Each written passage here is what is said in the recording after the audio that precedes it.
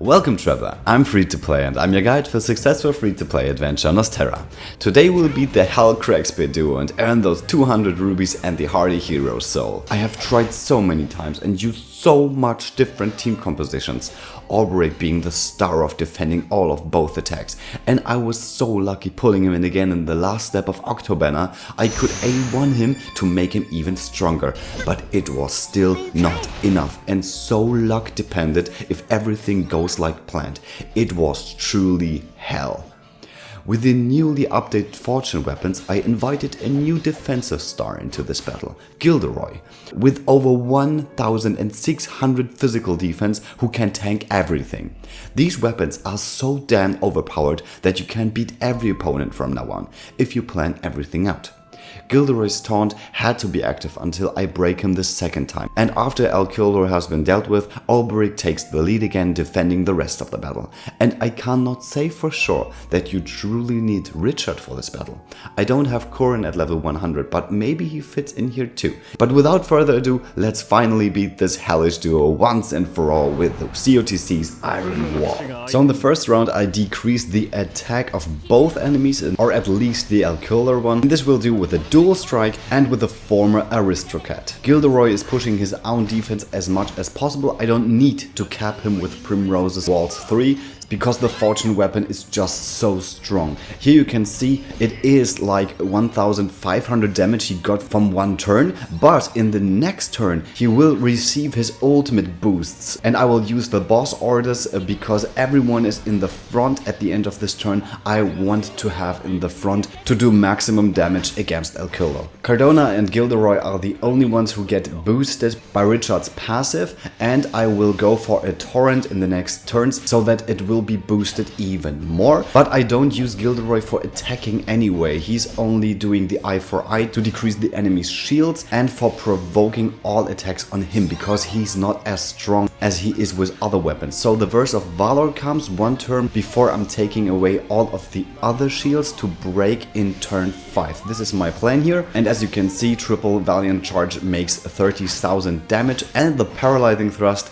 is a good idea here because you have the possibility to paralyze the enemy, which can help. The Thunder Flash decreases the speed of all party members, and interestingly, every party member is slower now, and Alberic would come first now. So if you use Spearhead, for example, he goes to the front and can take away the last shield so that Primrose can attack full powered. And this is amazing, but I decided against this strategy. We're coming back to 8 shields again, and we're doing the last shield shapes, because this way if I use Primrose's ultimate, Alberic would get the BP plus and not Gilderoy, which I need for taking away more shields after the first break, but you will see that in the next turns. And here comes the Blood Ladder, which is not killing Gilderoy. And with this strategy I didn't go for a Medica here, so I need to heal Gilderoy. So I need the Sacred Spindle here from Cardona right now, and I use the Ronda of Dawn. As I said, I want to increase the BP of Gilderoy because they got decreased all the time by the attack of Alkildor. Apart from that, I use the Duskfall 4 at 3 BP, where I get another BP in this turn to do it once more max. I got the Paralysis here, which is amazing, and with the Paralysis Thrust this would be extended even more, so this is a great thing here to have Eunice a 4 accessory on Primrose. And the Sacred Spindle is increasing Gilderoy's HP to max again. I'm going for the Spearhead, which is doing lots of damage, but he wasn't profiting from the Voice of Valor or the Torrent. He was only profiting from Richard's passive, so his attack is really that strong here. And because the taunt runs out, I need to do the Desperate Resolve now. It doesn't matter, as I said before, he is not as great of an attacker with this spear anyway, so the damage output will only be done by Stead, Primrose and Cardona. And a bit of Alberic here. Okay, a little misplay here. I should have used 1 BP more for the Desperate Resolve. You will see in the next turns why. The paralysis really doesn't matter because I think Gilderoy would tank it anyway, but it is fine that it was there. Maybe it would help you in this case. So, and here comes a quadruple attack to reduce as much shields as possible here. And now the paralysis is over. I'm going for the next winning shot. So U10 on Gilderoy Gilderoy would be a great idea. So if you need more survivability here, you can also use a Waltz 3 from Primrose 2. The Thunder Flash comes again, which is not that good because it's making Gilderoy so slow that he is acting after all the other opponents. You will see in the next round why I'll tell you that. Okay, we're coming to turn 9. We don't need as much turns for the hardy dagger wielder anyways, so just be with me here a little longer. We have dealt with Alcurdo in the next 2 turns. So Prim comes for shield shaving, and to keep the elemental and physical defense down from both enemies, here comes the Vanquish. What? I didn't Gilderoy? Ah, because the taunt was over. I already said before the taunt had to be active, but I was glad that it only hit Primrose here. Otherwise it would be dramatic because I wouldn't have shaved enough shields here. I have 2 left, so I go for the Rondo of Dawn anyway, even if it's not the optimal situation, but the HP of Alcurdo are very low, so it doesn't matter anyway. And if you haven't used Cardona's ultimate, you can use it in the next turn too, if you can use Rondo of Dawn only once. The Healing Thrust is the strongest attack of Gilderoy, but I didn't have it equipped, and that's why I'm using the Paralyzing Thrust again, and I had to finish her off with 4 times the deck of Cardona because she ran out of SP. I just forgot to equip a Dragon Scarf on her. The paralysis comes, and this is a great thing, but it wouldn't matter anyway because Olberic is switching now with Gilderoy. From now on, he's the defensive tower of this team composition, which is coming to the front. Fiora is doing a max attack so that I can fill up the ultimate gauge, and the Rippling Slice, it's not decreasing the sword resistance as I hoped, but it is fine. Olberic defended everything, which could kill some other unit here, and from this turn on I use Adorn to give Olberic a taunt. He would shave only 1 shield anyway, so he's just doing the defend. I have to use the Pugnacity on Fiora because I would shave too much shields otherwise, and the Torrent comes and boosts everyone's attack once more. The Magic Thief is doing a bit of damage, and the Boss Orders comes to cap the physical attack. He's going in the rehabilitate mode, but I don't really care because I'm going to break him right now with a Wild Blazing Blade at max. So this way I do more damage than I would if I used his ultimate. The Crumbling Cut at max is coming, and the Mighty Leading Assault is also increasing the attack of all my units in the front, and Olberic is coming with his ultimate because he does not have enough BP to do a max attack. And now the last turn is coming with the Raging Slash, doing the maximum amount of damage, which all the other characters are doing right now too, apart from Olberic, which is just doing 96,000. Amazing! Everyone survived in this battle, and this is the hardest battle in this whole game right now. So Fortune Weapons does so much to this game, and you're just unbeatable with this strategy I just built up. This little dialogue box comes which he says, "Do think that someone could best both of us?" And you earn the Hardy Hero Soul, which can be slotted into a rainbow slot. So if you have a unit which is not having any rainbow souls right now, you can slot in the Hardy one to have the speed increased by up to 16 or the crit up by 48 or 46. I don't know something about this.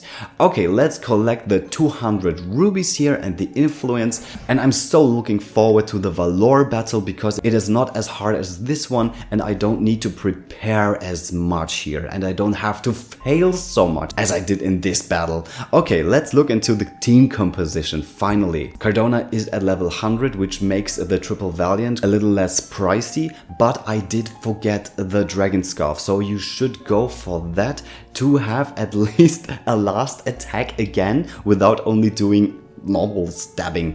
As you can see here, Gilderoy's defense is amazing with 1663. Olberic's defense is also stronger. I also gave him a Fortune Blade because I needed to decrease the speed so that Gilderoy is tanking all the damage before Olberic's comes to the front, doing his spare attack to attack at first in the next round so that he could break Elkil. This was the first idea I had with this team composition, but I decided against it because after the first break I need more shields to shave, and that's why Gilderoy had to profit from the Rondo of Dawn from Primrose. So I had to change this around, but it was enough damage anyway, so I don't care anymore. And I don't know if I swapped Olberic's weapon around, so let's see about that. Yeah, he had the Sword of Fortune. Okay, let's take a look at Gilderoy's Lance of Fortune. He is decreasing his elemental attack and is increasing his defense by a lot. I once hit max physical defense, which is amazing. I put a healing thrust in it because it had 15% at the start. I just inserted one and was just a lucky pull here, but I didn't use the skill in this fight. If he is at A2, then you can use it, of course, but I was very lucky here with the paralysis thrust, and I would recommend to use it for you too. And he had to have the speed of 275, so that he is at speed tie with these two NPCs. If you're in speed tie, then you're coming first. This is an interesting rule here for COTC. I'm very glad it is like that, so I didn't have to push him one level. This way his taunt is coming before the NPCs are acting and ruining your run in the first turn. Okay, let's get to stat here. He has of course the Duskfall increased and the damage done to Hellfiends, and also has the element attack plus, yeah, why not? And is having the Wind Slicer braces, not to be faster, but to have a stronger elemental attack, so that the Veteran's emblem is also increasing the elemental attack percentage wise. Primrose has also a Hollow Hellfang here with of course Spellsong, what else, and the elemental attack plus, and I have the increased damage by 12% because you get the,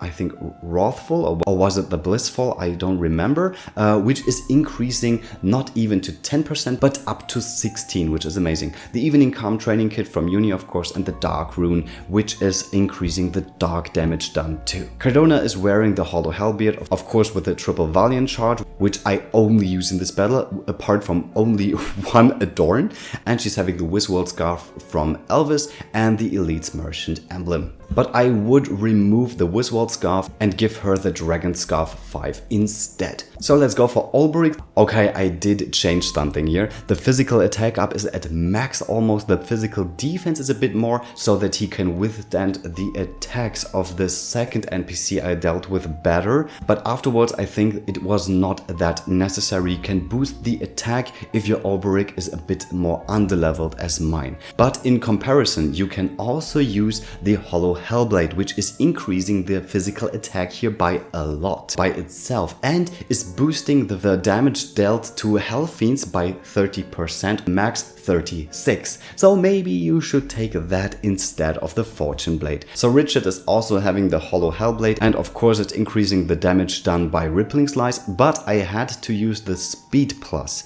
because with these steps I did, he had to be faster than Cardona, because the Torrent would otherwise not hit Fior but Cardona, so that would be a problem. But as you have seen, he does lots of damage anyways, so these little attack plus here wouldn't matter that much. So let's talk about Lars here with the Hollow Hellblade, of course with the Wild Blazing Blade, because this is the only skill I have used. And I decided for the Heroic Warriors emblem because the Mighty Warriors emblem is only increasing his sword damage done by 10%. Yeah, well, he has his passive, right? And the other one is increased by 15% if he crits. But if he's not critting, then there are 15% missing. And with only the Mighty Warriors emblem, I am missing 20%. So I decided for the Heroic Warriors emblem so that he does not have to do any crits at all. And he's doing max damage anyway. And last but not least, I have chosen Fior, not because of the Crumbling Cut, which is reducing the defense. He is so reduced in defense at this point, but because she is my strongest warrior apart from Lars and Olberic, so I just used her instead. So if you have any other sword units which are stronger, you can of course go for them if they have multi-attack skills, which would not scratch the damage cap. So maybe it is a better idea to use another one here. So that was the Iron Wall of COTC, and if you had lots of fun watching this video or you did miss on some information here, please write your questions in the comments or write in my Discord group. And if you'd like this channel to class up, I really appreciate a subscription and thumbs up. See you next time, you're free to play.